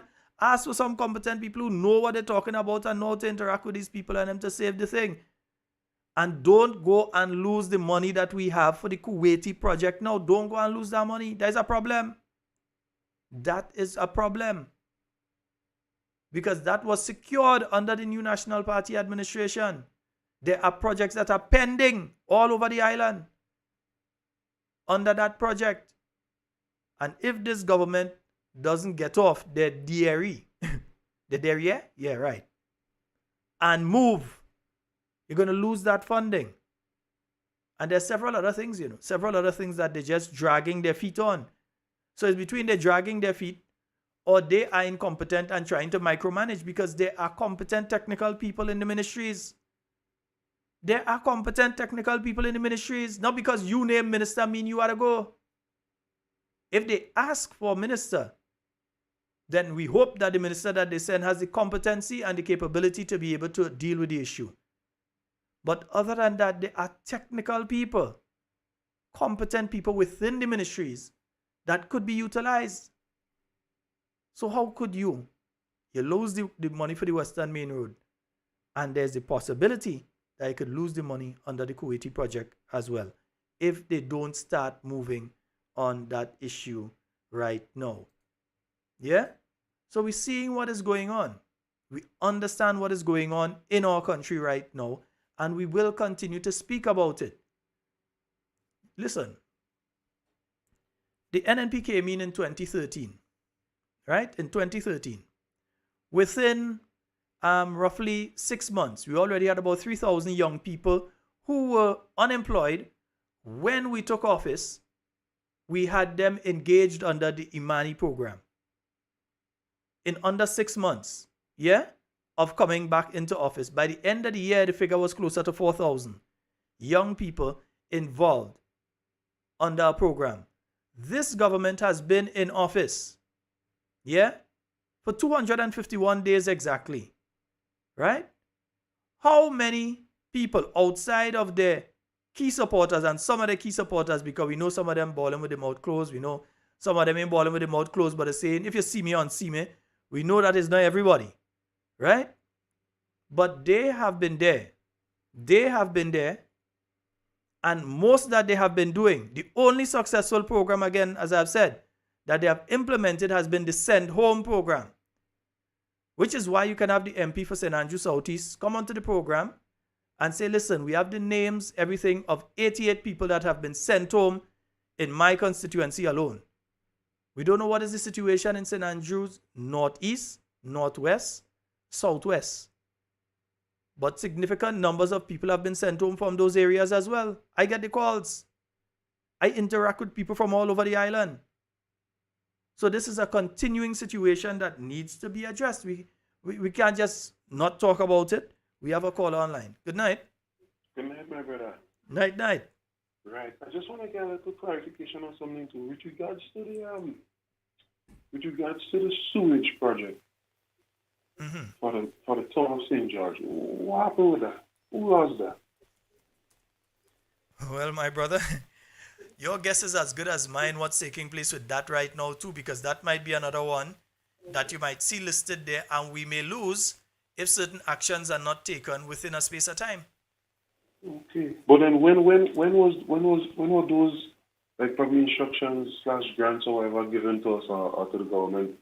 So I can't remember the exact time, and I don't like to say things when I am unsure. Right. I like to be kind of sure when I say things. I could always research and mention it tomorrow night. Right.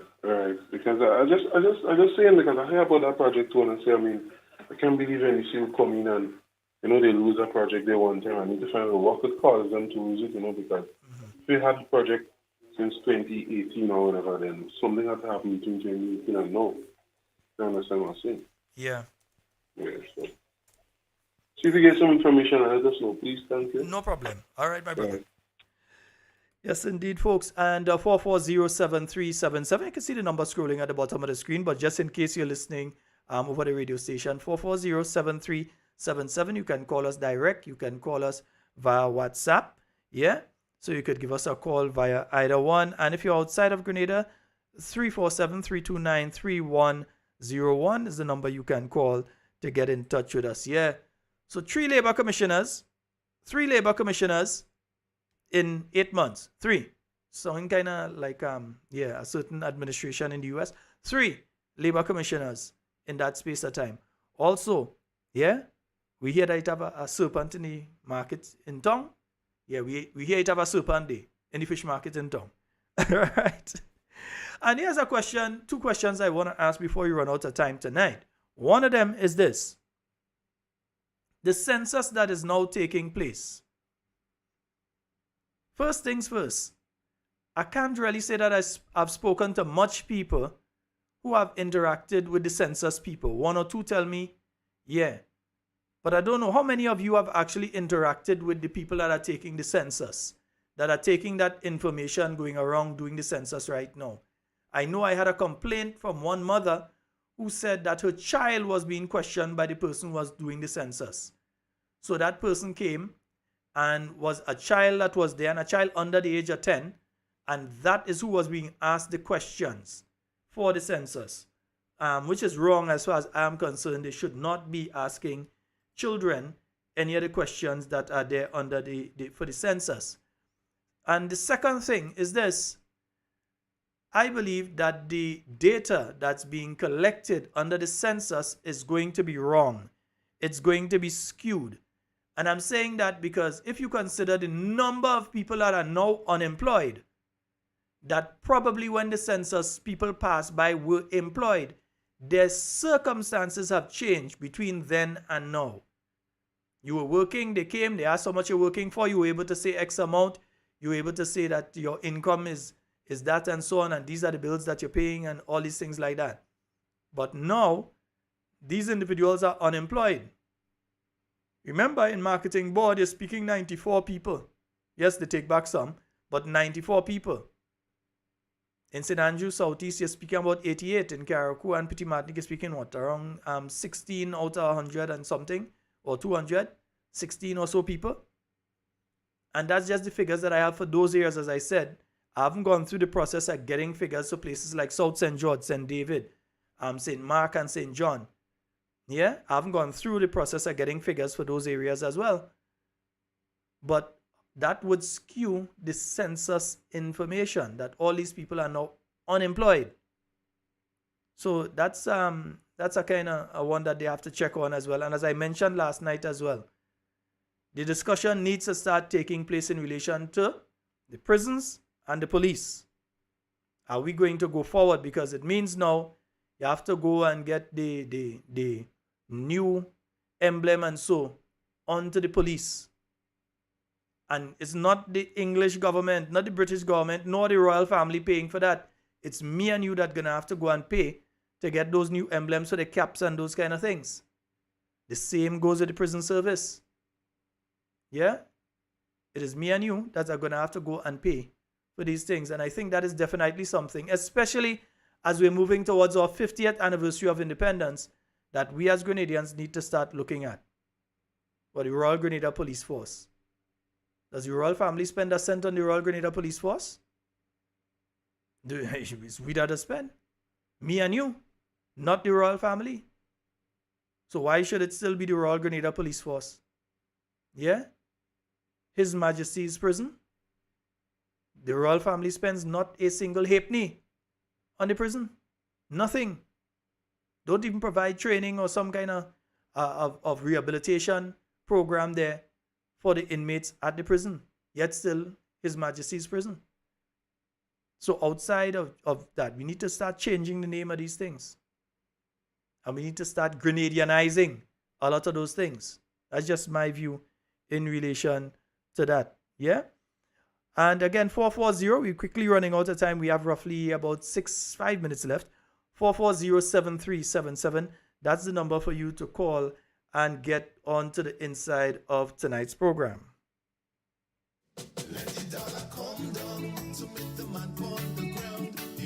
And let me just make something clear as well, huh? Because you know, some people, when they have their program and they ask for money, they're asking for money for them. They're asking for money to keep their program on. They're asking for money for them to go and lime and all this kind of thing. No. When we put up our donation is to help people. So whether it is to help somebody when they have to get medication, or as you all know, we have a patient that we try to help. So we need you all to make the donation so that we can help that kidney patient to get their treatment. And there are other people that we try to help as well. It's not money to run the program as some people out there trying to spread. No, don't worry. Our program is good. We good. We cool. Yeah? Any big donors want to help? Yeah. Link us. But it's not a situation that we are out there saying we need money to run our program and that kind of thing. No. We ain't certain other people. Yeah? We have our thing working, man. Don't worry about us and that. Nice? Because I realize somebody just sent a message and say, oh, they're talking about we asking for money to run our program. No, we're not asking for money to run our program. We're asking for money to help other people. So that's why we said whether it's $5, whether it's $10, whatever you can give, to give, and that we are going to use that to assist people in the community who need help. All right? Nice. Just thought I would clear that up.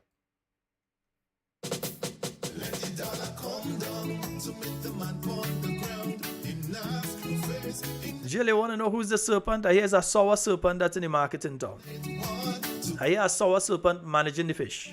I know if the serpent go eat the fish, but I hear it's a sour serpent in the fish market.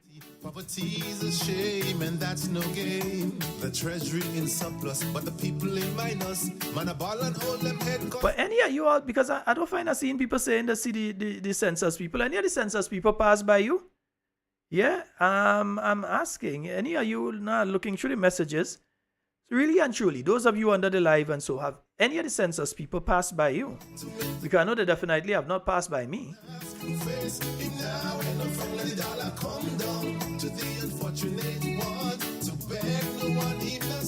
So them say we were born poor, should leave poor, and die poor. Nothing more. While the rich get rich, a tall fence, pitbull and cameras, desperate man still looks fi climb over. The system never truly cater for them in that strata. Though some days you may hand them $1. Check their standard of living, that's the real thing. Sustainability is the key. Angie, I know I have to give you all back some time, but as it is right now, I am still not yet to the point where I can stay a little longer. Eh? I'm getting there. Projects of millions upon millions, hundreds of thousands, most of it stays in the hands of a middleman. Poor man a work as a laborer, just for $1, nothing fi smile about that goes from hand to mouth. And day by day, the cycle has been repeated. That's the way for people. Yeah, one of my friends is saying it seems as though NDC has a problem with Kuwait. Yeah, because last time you had CCC here, the Kuwaiti company here, that last NDC they left. So it's the same kind of thing. It's the same thing as you was speaking with the caller a while ago when it comes to the issue of the hospital. Every NDC comes in promise to build a hospital. That is always a promise that they come with. We're going to build a hospital. And always they leave healthcare in a worse state than they met it. Remember what existed for a hospital before what is there now was rebuilt. For those of you that are old enough to remember, yeah, you're in accident and emergency downstairs, maternity upstairs. Yeah, I spend enough time in accident and emergency. I get enough stitches. Yeah. So I spent my time inside there and I cat running up and down the board building. When they're wheeling somebody somewhere here in it downstairs, group. As they're going down the road. Remember, it's actually at a Calypsonian saying cat in the hospital, you know. Doctors bawling poos, nurses bawling poos, patients bawling poos. That was the situation that was left there, that the NNP came and they built the present hospital facility that is there. The NDC always promising we go build a hospital, but it took the NNP to build. When the NNP left office in 2008, the then NDC started about build hospital and thing again, you know. And they left the iron structure with the accident and emergency that they boasting like if them that do right now. They left that structure there. They just left the iron there to rust in the sun. It took the new National Party to come back in, restart that project, and to have the accident and emergency and the administrative buildings that you see there now. Because the NDC always promising but leaving things worse than they met it. And we're heading down the same road again when it comes to healthcare right now, you know.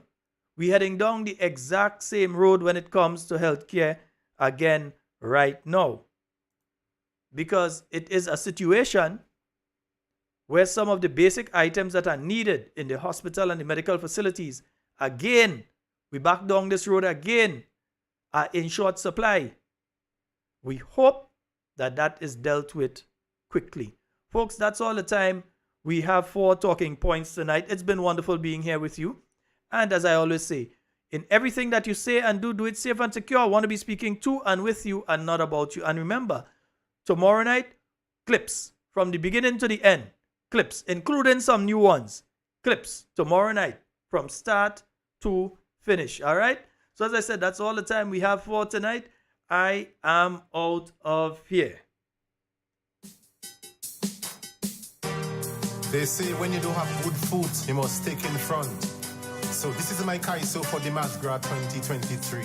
Make sure all come out and support me. No politics, just Kaiso. Let's go. There is no place in the world like Grenada.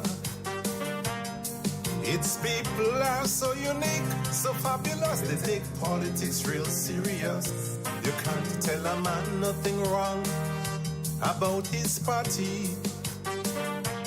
He'll deal with you so seriously, and from there on, you are his enemy. But as man, I must open my big mouth to lament on some things you know about. So the bother come attack me. Don't waste your time on a old jungle like me. Pie in the sky, promises and mama guy. Voters say their expectations were too high. Like the old proverb from way back long. You want to be wrong and strong. Some people balling with their mouth closed. How they do that, only God knows. Man who could talk, they balling with their jaws locked. I thought only dummies used to do that. A lady told me she's dying inside slowly, but she don't mind once it's NDC killing she. She said we had enough under Claudius, so nothing wrong if baby Jesus kill us. All those who claim that they love country more than party. The truth and reality is quite visual and so clear to see. Some things are morally wrong and unethical, are considered as politically essential. Their backs are against the wall, but you still can't tell them they're wrong at all. $2,000 increase on your salary, but you cut for people on by $150. I wonder who advised